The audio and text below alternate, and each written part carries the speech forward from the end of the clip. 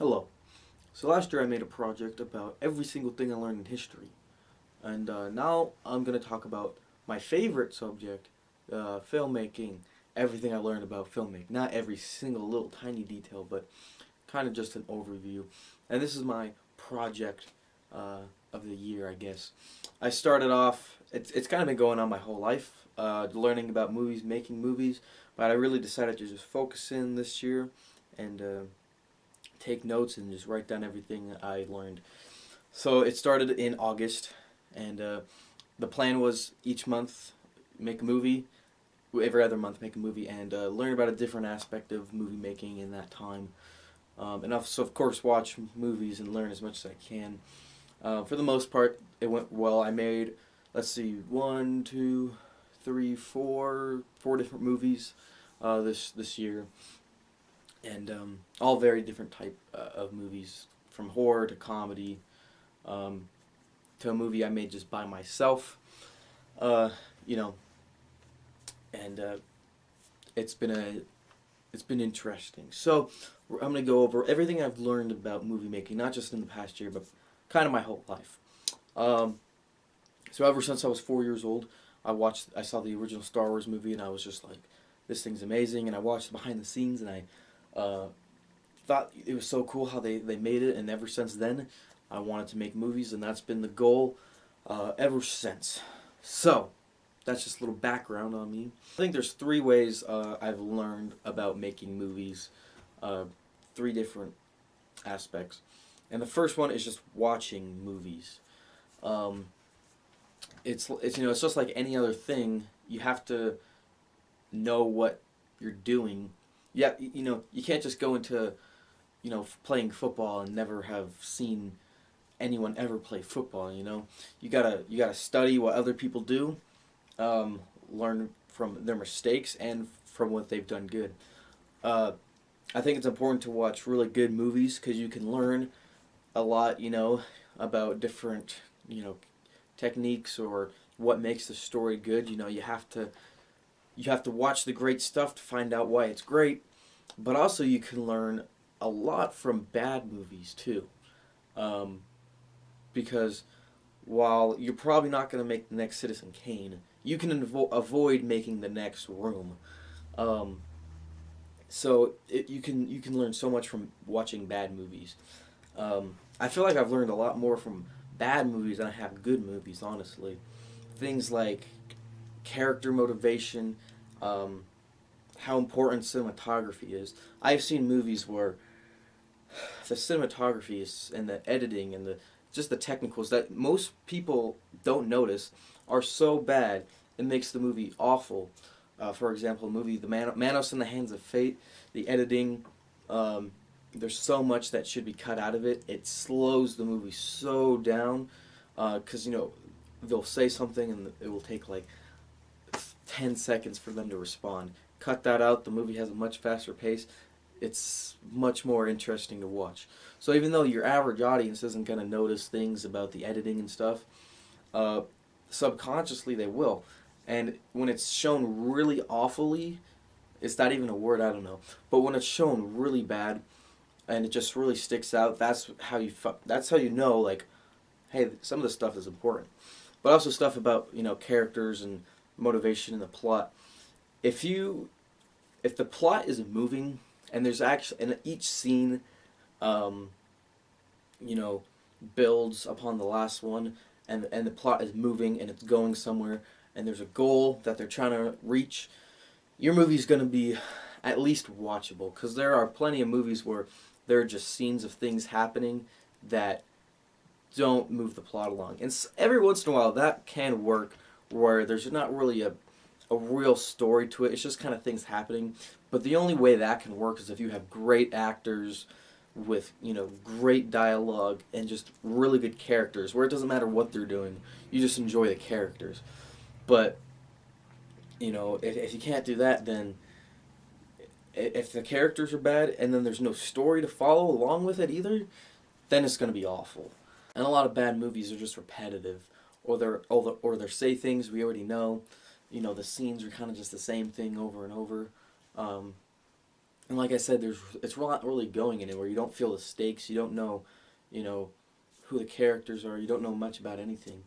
So really, if you can have bad effects, you can have bad acting, but as long as you have a story that's going somewhere and has a purpose, it's gonna be a better movie. From good movies, though, of course, you can learn great things. Um, you learn, like how this story is structured, what makes that great. You can watch a movie like Memento that starts at the end and moves way forward, and you learn more about the story as it moves backwards. You can learn great things like that. Like, you know, you don't have to just have a movie in the order it goes. There's so many more options you can do. And even if you aren't necessarily like taking notes of like, oh, this is exactly what you want to do in your movie, you can get just inspiration from movies. You don't want to rip them off or just remake them or anything, but George Lucas, who doesn't always make great stuff, but he made the first Star Wars movie. A lot of that was based off of samurai movies and Flash Gordon and stuff. So even though he didn't just rip it off, he took things he liked from everything and kind of mashed it into one. Because Star Wars is nothing like a samurai movie. When you look at it, it's a space movie with robots and stuff. That's not like a samurai. But if you look at the things that inspired him, there's a lot of similarities to it. So that's what you got to do. You guys got to take the things you like and make it your own. Because at this point, it feels like every story's been told. So you just have to find a way to make it your own. And that's why you got to watch the great movies. You got to take inspiration from them. And that's what's been going on forever. Because you got directors nowadays that are being inspired by Steven Spielberg and George Lucas, but they were inspired by people like Alfred Hitchcock and Akira Kurosawa, who were inspired by people like D.W. Griffith and whoever. So that's just what it's about. You watch it and you make it your own. So that's what you can learn from just watching movies. But when you just watch a movie, you don't necessarily see all the behind the scenes. You don't know exactly how they did it. You might see something like, wow, that was really cool. I like how they did that. But how did they do that? So that's where YouTube is probably one of the biggest things I've learned about movie making, because you can find anything on YouTube. Basically, if you want to learn how to do something, you YouTube it, and they got a video on it. There are so many videos about filmmaking. Every single aspect you want to know about filmmaking, there's a video on it. So I went into each different, thing about movie making and learned about it. Cinematography, there's so much. You got your 3-point lighting, you got your rule of fours, you got the different shots, your Dutch tilts, your close and mediums and wides, and whatever. You got a camera movement. You got a pan, a whip, all the different kinds of things, and you learn what's good for a good situation. If it's not a serious scene, the guys are just talking about breakfast, you don't want a close up like this. If you got someone that's kind of powerful, you maybe want a lower angle. Someone that's a little bit more weak, a higher angle. You just learn, there's sometimes, although you want to be unique, there are some certain aspects, especially with cinematography, that they're used for certain things, and there's nothing wrong with using it, even though, because that's just that's what it's for. It tells us, a close-up usually means, hey, this is important, you got to listen up here, okay? And all that kind of stuff. But be unique. Be different, though. But use the tools you have. I'm not going to go into every single thing about cinematography, but then there's editing, too. There's a lot to editing. You have your different cuts, your L cuts, your J cuts, smash cut, match cut. all these different types of things that are used for different things, and some of them are you just use to make it flow better. Because the great thing about editing is you don't want to notice the editing most of the time, and so with things like L and J cuts, which you probably don't even know what they are, look it up if you're interested. They help the editing go better. Like you don't even notice that it's happened because with an L and J cut, you usually hear the the audio before you see the thing, and then it cuts, and it will kind of trick you to not even notice the cut, and that's what you want. And then you have acting, which I'm not much of an actor, um, but main thing I've learned about that is don't pretend. It's just you gotta you gotta make yourself believe it's actually happening. Don't try and pretend to do something. Put yourself in the mindset that it's actually happening. With acting, it's not like I want to be an actor or anything. I want to be like a director or something on set, but you still got to know those type of things. Especially if you're a director, you gotta know how to what to tell the actors to do. You can't just be like act better. You got to direct them, and so it doesn't matter what you're into in the film. You have to know all the aspects of it, especially as a director. Um, and then directing, that's basically the main thing. There's with directing, it's not so much the technical stuff like cinematography. Like you got to know, okay, some of it's like, okay, you want this certain light bulb for this. You need to have this certain lens, and you got to know all the technical stuff. But as a director, you really don't actually have to know the technical stuff as much. You really just have to know exactly what you want. And when it comes to directing, it's just about being creative and doing your own thing, really. And just trying to get the story out the way you want. Because, a director doesn't turn on the camera. He just tells the guy how he wants the camera to be turned on. And you can be a director who's either doesn't know what the heck he's doing, and is just like, I don't know, film it. And then the movie usually turns out pretty bad. You can be a generic director and be like, okay, we just want shot, reverse shot, all right, and that's it. And so if the story's good, the movie can be good with kind of a generic, more direction.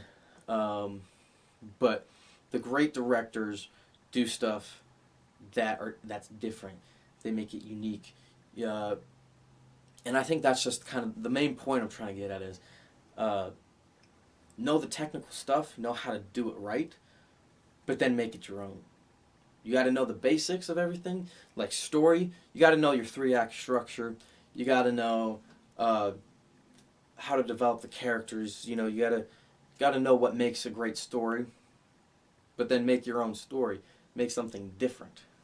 And I think that's probably the best lesson I could have learned from YouTube. Is just be different. Because all that stuff is great, but if you're just making the same old thing, maybe it's made really well, but no one's gonna care. And now for my own experiences for making movies. I haven't made a ton of movies. I've never made a feature film, but I have made several. And I think what I've learned from that is don't take yourself seriously, because I feel like when you take the movie too serious, no one has any fun, and it just doesn't turn out as well. Especially, I don't think anyone's watching this, but if you happen to be someone that's interested in making movies and stuff, and you're still young, and you're not Steven Spielberg, you're not Stanley Kubrick, you're not going to make some great drama, and that's going to change people's lives. Although you maybe really want to make something that seems important, something that's artful, you're not. It's going to come off pretentious or, corny if you try and do that.